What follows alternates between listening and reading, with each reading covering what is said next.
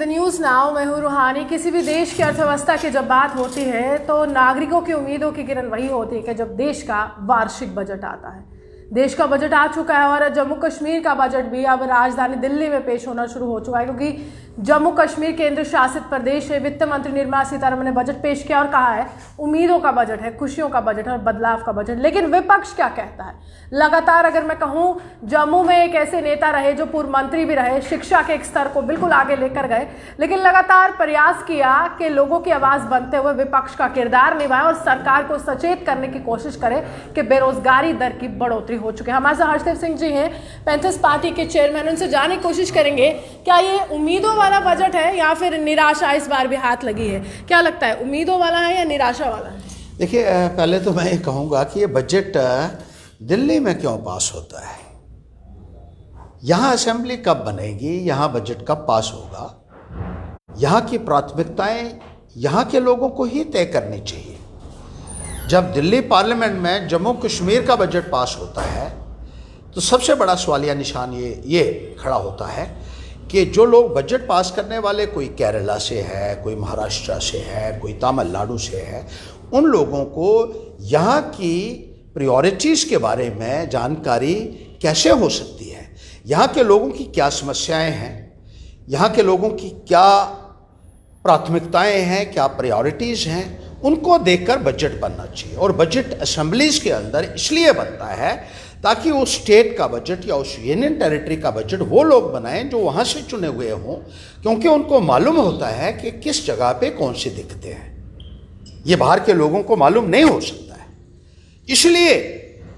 इसीलिए ये लाजमी है कि यहाँ असेंबली का गठन हो और बार बार जो बजट्स जो हैं पास किए जा रहे हैं, दिल्ली में पार्लियामेंट बजट पास कर रही है, वो लोग जो हैं वो बजट पास कर रहे हैं जिनको जम्मू कश्मीर के हालात की जानकारी नहीं है, जो यहाँ के लोगों की समस्याओं को नहीं समझते हैं, यहाँ के कल्चर को, यहाँ की टोपोग्राफी को, यहाँ की ज्योग्राफी को, यहाँ के नौजवानों की जो मुश्किलातें हैं उनको नहीं समझते हैं, यहाँ के यूथ की परेशानियों को नहीं समझते हैं, किसानों की, मजदूरों की जो बातें हैं, यहाँ के ट्रेडर्स की जो बातें हैं और यहाँ के जो पिक्यूलियर हालात हैं उनके बारे में जिनको जानकारी नहीं है, वो बजट के साथ किस तरीके से इंसाफ कर सकते हैं।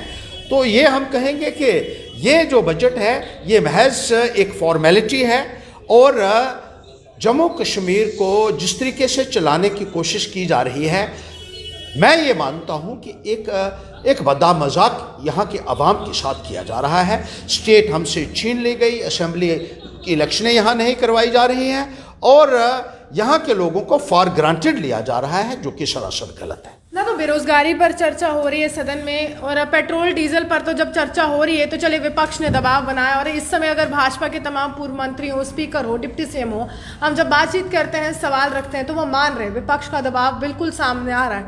लेकिन वो बेरोजगारी जिस पर तमाम चुनाव जो है लड़ते हैं यहाँ पर तमाम नेता, उस पर कोई चर्चा क्यों नहीं हो रही है? कांग्रेस कह रही है कि 45 साल के सबसे दर पर ये पहुंच चुका है, अभी भी यहाँ पर ये कहा जा रहा है कि विकास हो रहा है। देखिए, बेरोज़गारी दर जो है वो जितना हुआ है जम्मू कश्मीर की तो बात है ही है, लेकिन पूरे हिंदुस्तान में जिस तरीके से ये बेरोज़गारी बढ़ी है, इतनी आज तक कभी भी देखने को नहीं मिली, किसी भी सरकार में देखने को नहीं मिली है। और सरकारी आंकड़े ये बताते हैं, जो NSSO है, नेशनल स्टैटिस्टिकल सर्वे ऑर्गेनाइजेशन की जो 2018-19 की रिपोर्ट थी, उसमें ये कहा गया था कि उस वक़्त जितनी बेरोज़गारी हिंदुस्तान में है, यानी 18-19 में, उतनी पिछले 45 सालों में देखने को नहीं मिली है। और अगर आज देखेंगे आप, अब तो कोरोना भी उसके बाद के हालात और ज़्यादा बदतर हुए हैं, तो आज के हालात में जितनी बेरोज़गारी है उतनी आज़ादी के बाद हिंदुस्तान में इतना बेरोज़गारी दर कभी भी देखने को नहीं मिला है, जिसके लिए भारतीय जनता पार्टी को जवाब देना होगा। ये बजट जो हुआ है, इसमें देख लीजिए आपने, बेरोज़गारों को पूरे तरीके से नज़रअंदाज कर दिया है, कहीं बात तक नहीं हुई है। यही भारतीय जनता पार्टी है जो इलेक्शन के वक्त ये कहती थी कि 2 करोड़ नौकरियां हर साल देंगे, घर घर में नौकरी देंगे।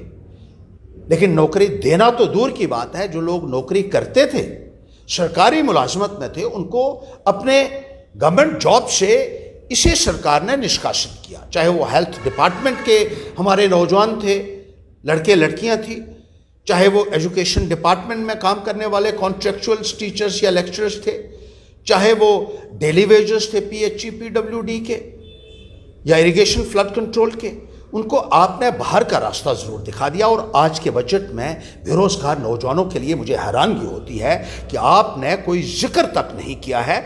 आज 6 वर्षों से 7 वर्षों से आपकी हुकूमत चल रही है दिल्ली में, और बेरोज़गार नौजवान तभी से सड़कों के ऊपर हैं। पीएचई के डेली वेजर्स या दूसरे महकमा जात के डेली वेजर्स, जिनको आपने कहा था कि आपकी सरकार आते ही आप उनको रेगुलराइज करने के बड़े बड़े दावे करते हैं। डेली वेजर्स का जिक्र किया है। मैं पिछले काफ़ी दिनों से भाजपा के जो मुख्य नेता हैं, जो मुख्य चेहरे हैं, वो मंत्री भी रहे हैं और डिप्टी सीएम स्पीकर भी रहे हैं, यही सवाल उनसे कर रही हूँ। वो कह रहे कि जब हमारा कार्यकाल था तो हमने तो इनको चलो रिकॉर्ड में ला लिया है, फाइलें हमने पहुंचा दी हैं और एसआरओ 520 का गठन हो चुका था, इम्प्लीमेंटेशन का ही दौर शुरू हुआ था कि सरकार गिर गई।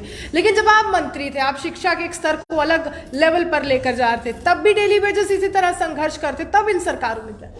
देखिए 3 साल 3.5 साल इनकी यहाँ सरकार रही। आज भी भारतीय जनता पार्टी की सरकार दिल्ली में है और वही सरकार यहाँ इस निज़ाम को चला रही है। आज की तारीख में प्रधानमंत्री भी आपका है। मुझे बड़ी हैरानगी होती है जब बीजेपी के लोग कहते हैं हमारा मुख्यमंत्री बनाइए तो हम करेंगे। कितना बेशर्मी भरा बयान है। अरे आपकी यहाँ भी सरकार रही, दिल्ली में आपकी सरकार है और प्रधानमंत्री महोदय आपका प्रधानमंत्री बनाया, तब आपसे कुछ नहीं हो रहा है तो सीएम बन के आप क्या करोगे। कितना जो है वाहियात बयान जो है वो दे दिया जा रहा है और यहाँ के नौजवानों को गुमराह करने की कोशिश की जा रही है। आपको मुख्यमंत्री तो क्या, आपको मेंबर पंचायत नहीं कोई बनाएगा आने वाले वक्त में। मैं आपको बता दूं, ये जो बीजेपी के लीडर आज की तारीख में उल्टे सीधे बयान देते हैं।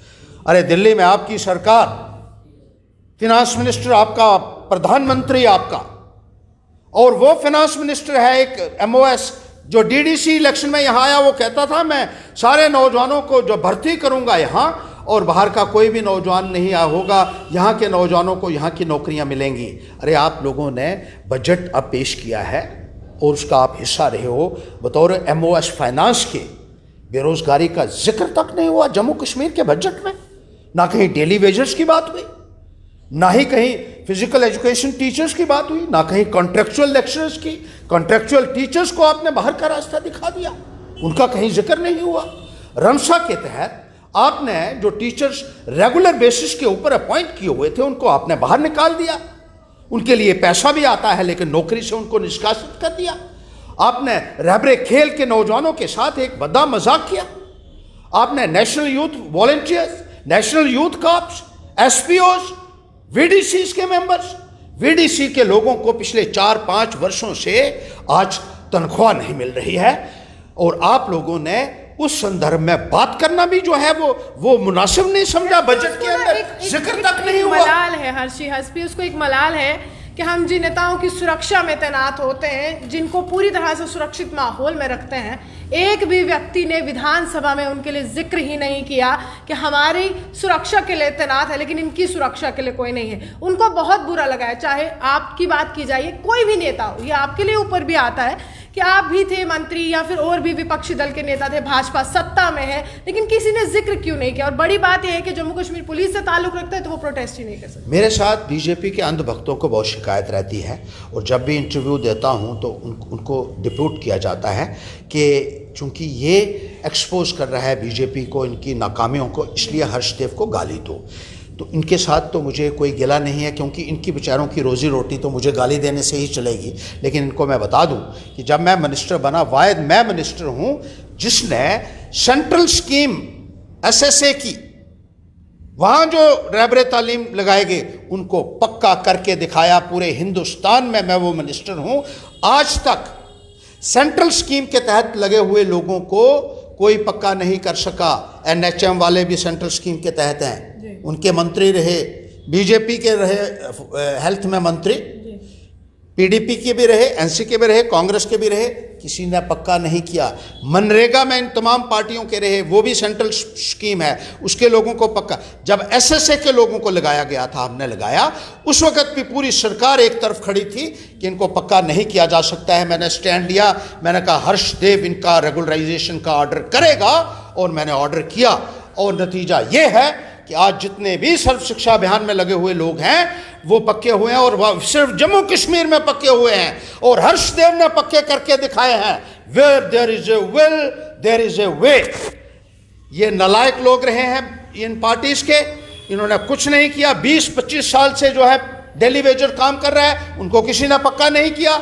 इन तमाम पार्टियों के मंत्री बनने का मौका पीएचई में मिला इन लोगों को, आरएनबी में भी इनके मंत्री रहे इन पार्टियों को। इन अंध भक्तों से भी ये पूछो कि अपने नेताओं से कहो जिनको आप जो है वो इतना वोट देते हैं, और उसके बाद वो निकम्मे मंत्री जब बन जाते हैं, ना उनको पता होता है कि क्या करना है, ना उनको जानकारी है, ना विल है, और ना ही कैपेसिटी है, ना उनमें वो कॉम्पिटेंस है जो चाहिए।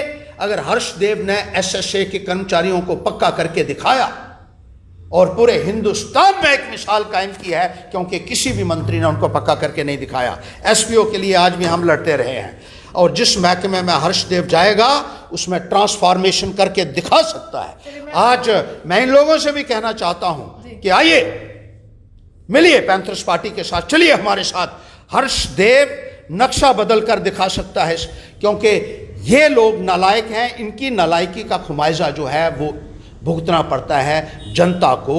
जब नेता में कैपेसिटी ना हो, जब नेता में कॉम्पिटेंस ना हो, तो उसका असर जो है, उसका खमाइजा जो है वो जनता को भुगतना पड़ सकता है। मैं कहना चाहता हूँ ऐसे नकारा, निकम्मे और नालायक लोगों को आगे मत लाइए।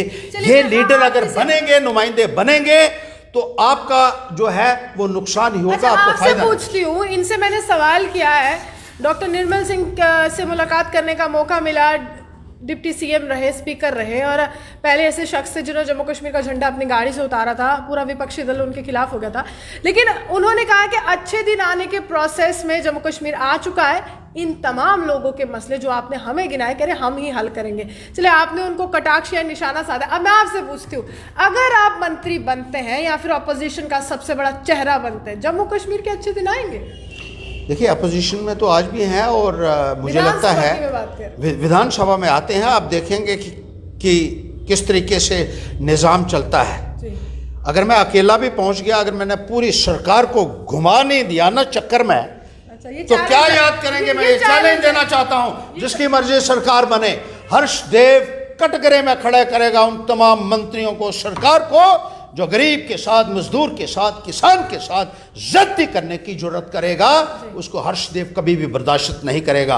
आज भी लड़ रहा है, आज भी जम्मू कश्मीर के इस निज़ाम से लड़ रहा है, पूरी दिल्ली की सरकार के खिलाफ लड़ रहा है। बाकी लोग अपने बिल्लों में दुबके हुए हैं, बाकी के नेता विपक्षी दलों के, क्योंकि चोरियां की हैं, उन्होंने डाके मारे हैं, और बीजेपी के लोग थोड़ा सा उनको जो थोड़ा सा आंख उठा के उनकी तरफ देख भी लेते हैं, तो उन लोगों की तो आज मैं कहूँगा कि हालत पतली हो जाती है। वो भाग जाते हैं और बीजेपी में शामिल हो जाते हैं, और बीजेपी भी कहती है कि आ जाओ हमारे साथ, आपके तमाम पाप धुल जाएंगे। लेकिन हर्षदेव जो है वो खड़ा रहेगा, और भारतीय जनता पार्टी के जुल्म और सितम के खिलाफ, इनके भ्रष्टाचार के खिलाफ, इनकी जातियों के खिलाफ, इन्होंने जो गुंडागर्दी मचाई है उसके खिलाफ अपनी आवाज़ को हमेशा बुलंद रखेगा। ये लड़ाई तब तक चलती रहेगी जब तक गरीब को, मजदूर को, किसान को, दलित समाज को उनका अधिकार नहीं मिल जाता। चलिए, बात तो अधिकारों की है, और उन्होंने भी कहा है लड़ाई तब तक जारी रहेगी जब तक अधिकार नहीं मिले। उम्मीद यही है कि डिलिमिटेशन कमीशन का गठन जैसे हुआ है, पूरा प्रोसेस खत्म होने के बाद जम्मू कश्मीर में विधानसभा के चुनाव हो, विपक्ष का चेहरा सबके समक्ष और पक्ष का भी हो, और मुख्यमंत्री की कुर्सी पर वो एक नेता बैठे जो जनता की आवाज़ बनने की कोशिश कर। अभी भी बने रहिए हमारे साथ, देखते रहिए न्यूज़।